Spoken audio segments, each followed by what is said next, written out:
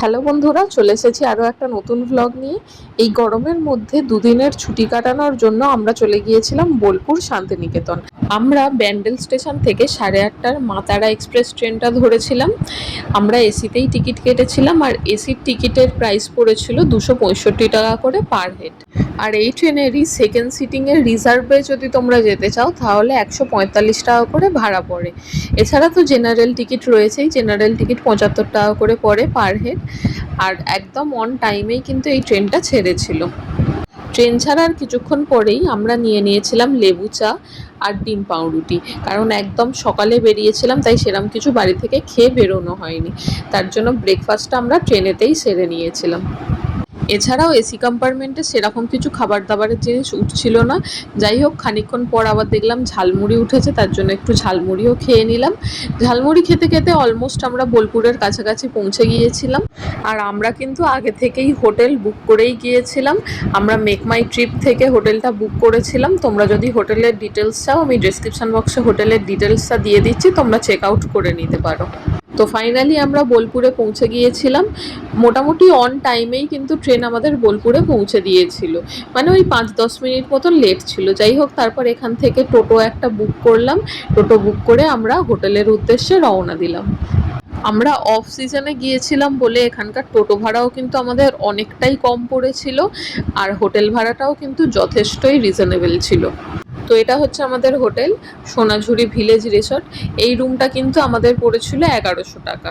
এটা কিন্তু AC room ছিল, আর এখানে ইলেকট্রিক কেটেলও রয়েছে, চা কফি চিনি দুধ সমস্ত কিছুই দেয়া ছিল। আর রুমটাও কিন্তু বেশ পরিষ্কার পরিচ্ছন্ন আর অনেকটাই প্যাসেজ ছিল।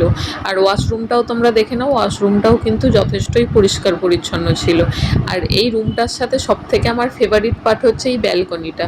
ব্যালকনিটা মানে রুমের প্রাইভেট ব্যালকনি নয়, কিন্তু সব রুমের সাথে এই ব্যালকনিটা অ্যাটাচ আছে। ব্যালকনি থেকে ভিউটা কিন্তু আমার দারুণ লেগেছে। তারপর রুমে ঢুকে আমরা একটু ফ্রেশ হয়ে ইলেকট্রিক কেটেল যেহেতু দেওয়া ছিল, অল্প করে একটু লিকার চাও বানিয়ে নিলাম। চাটা খেয়ে নিয়ে আমরা একটু রেস্ট নিয়ে তারপর বেরিয়েছিলাম দুপুরের খাবার দাবারের উদ্দেশ্যে। তো দুপুরের খাবার দাবার এখানেও রেস্টুরেন্ট আছে, খাওয়া যায়, কিন্তু আমরা অন্য একটা জায়গা সিলেক্ট করে রেখেছিলাম, সেটা হচ্ছে এই দুই কন্যা হেসেল ঘর।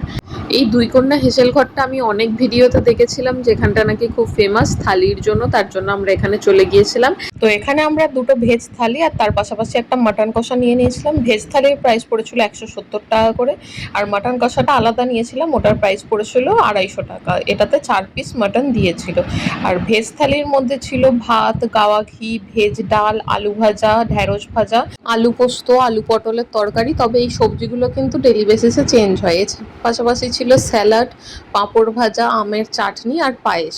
আর এখানকার সমস্ত খাবারের টেস্টই কিন্তু আমার দুর্দান্ত লেগেছে। এখানে খাওয়া দাওয়া করে আমরা একটু সোনাঝুরি হাটে চলে গিয়েছিলাম। সোনাঝুরি হাট থেকে কেনাকাটা করে আমরা হোটেল রুমে চলে এসেছিলাম। তারপর ইলেকট্রিক কেটেলে আমরা কফি বানিয়ে নিয়েছিলাম, আর হোটেলে অর্ডার করে দিয়েছিলাম চিকেন পকোড়া দিয়ে যাওয়ার জন্য। তো কফির সাথে চিকেন পকোড়া খেতে খেতে আমরা ভিউটা এনজয় করছিলাম। সন্ধ্যেটা এইভাবেই কাটালাম। আর রাত্রিরে আমরা হোটেল থেকেই রুটি আর কড়াই পনির অর্ডার করে দিয়েছিলাম। খাওয়া দাওয়া করে টান একদম ঘুম দিয়ে নিয়েছিলাম। তারপর সকাল সকাল উঠেই রেডি হয়ে গিয়েছিলাম। পরের দিন 11টার সময় আমাদের চেক আউট ছিল, তার জন্য সকালবেলার ব্রেকফাস্টটা আমরা হোটেলেই সেরে নিয়েছিলাম। তো ব্রেড বাটার খেয়ে দিয়ে আমরা তারপর রওনা দিয়েছিলাম কঙ্কালীতলার উদ্দেশ্যে। আমরা একদম হোটেল থেকে চেক আউট করে নিয়েছিলাম। চেক আউট করেই তারপর কিন্তু আমরা বেরিয়েছিলাম সাইট সিনিংয়ের জন্য। তো প্রথমেই আমরা গিয়ে আগে মা কঙ্কালীতলার কাছে পুজো দিয়ে দিলাম। সেরম কিন্তু ভিড় ছিল না, একদম তাড়াতাড়ি পুজো দেওয়া হয়ে গিয়েছিল। পুজো দেওয়ার পর এই কঙ্কালীতলাতেও কিন্তু একটা হাট বসে, সেই হাটটাও আমরা একটু ঘুরে দেখে নিয়েছিলাম।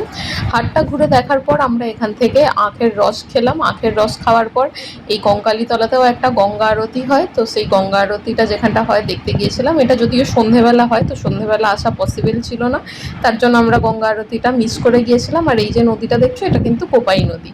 তারপর আমরা চলে গিয়েছিলাম আমাদের নেক্সট স্টপেতে, যেটা হচ্ছে কেদারনাথের মন্দির। তো কেদারনাথের স্ট্রাকচারে এই মন্দিরটা বানানো হয়েছে। এই মন্দিরটাও আমরা কিছুক্ষণ ঘুরে দেখে চলে গিয়েছিলাম সুরুল রাজবাড়িতে। এখানে কিন্তু 10 টাকা করে এন্ট্রি ফি লাগে পার হেড। তো এই রাজবাড়িটাও ঘুরে দেখলাম। রাজবাড়িটাও কিন্তু খুবই সুন্দর ছিল, তবে ওপরের অংশটায় মানে দোতলায় উঠতে দেয় না, শুধু নিচের অংশটাই ঘুরে দেখতে দেয়। আর এই রাজবাড়িটায় কিন্তু অনেক বাংলা সিনেমার শুটিং হয়েছে। এবার আমি তোমাদের টোটোর ফেয়ারটা বলে দিই। স্টেশন থেকে আমরা যে হোটেলে গিয়েছিলাম সেটা আমাদের 150 টাকা নিয়েছিল।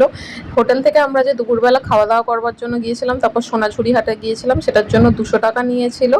আর এই যে আমাদের সমস্ত স্পটগুলো ঘুরিয়ে দেখাচ্ছে, এটার জন্য কিন্তু আমাদের 700 টাকা নিয়েছিল। আর এটা আমাদের হোটেল থেকে ঘুরিয়ে দেখিয়ে স্টেশনে ড্রপ ছিল। তারপর আমরা চলে গিয়েছিলাম আমাদের নেক্সট ডেস্টিনেশন, যেটা হচ্ছে রাঙামাটির হাট বা লালমাটির হাট। এখান থেকেও কিছু কেনাকাটা করেছিলাম। আর এই হাটটা কিন্তু প্রত্যেক বুধবার বসে। তারপর এখান থেকে ঘুরে আমরা চলে গিয়েছিলাম বুদ্ধ মূর্তি দেখতে, তবে বুদ্ধ মূর্তিটা বন্ধ ছিল বলে বাইরে থেকেই আমাদের দেখে চলে আসতে হয়েছিল। তারপর সবশেষে ছিল প্রকৃতি ভবন। এই প্রকৃতি ভবনে 40 টাকা করে পার হেড কিন্তু টিকিট নিয়েছিল। তবে 40 টাকাটা আমার মনে হচ্ছে পুরো জলেই গেছে, কারণ শুধু এরকম গাছের কাঠামো আর পাথর দেখার জন্য আমরা 40 টাকা করে 80 টাকা দুজনের দিয়েছিলাম। তবে যারা এই সমস্ত নিয়ে পড়াশোনা করে তাদের হয়তো এই জায়গাটা ভালো লাগবে, কিন্তু আমাদের তো মাথার ওপর দিয়েই যাচ্ছিল। যাই হোক, আমরা দুপুরের খাওয়া দাওয়াটা সেরে নিয়েছিলাম এই কৃষ্ণাদির ঘরোয়া খাবারে।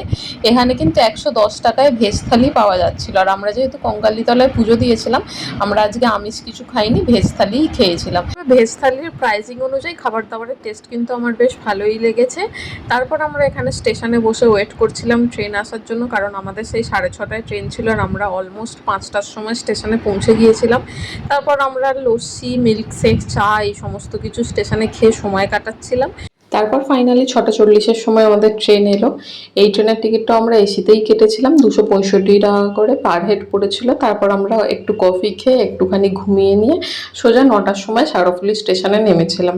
তারপর বাড়ির দিকে রওনা দিয়েছিলাম। এই ছিল আমাদের ছোট্ট দুদিনের বোলপুর ট্যুর। তো ভিডিওটা ভালো লেগে থাকলে ভিডিওটাকে লাইক করো, কমেন্ট করো আর প্রচুর পরিমাণে শেয়ার করে দিও। দেখা হচ্ছে পরের ভিডিওতে। ততদিন পর্যন্ত স্টে সেফ অ্যান্ড হেলদি।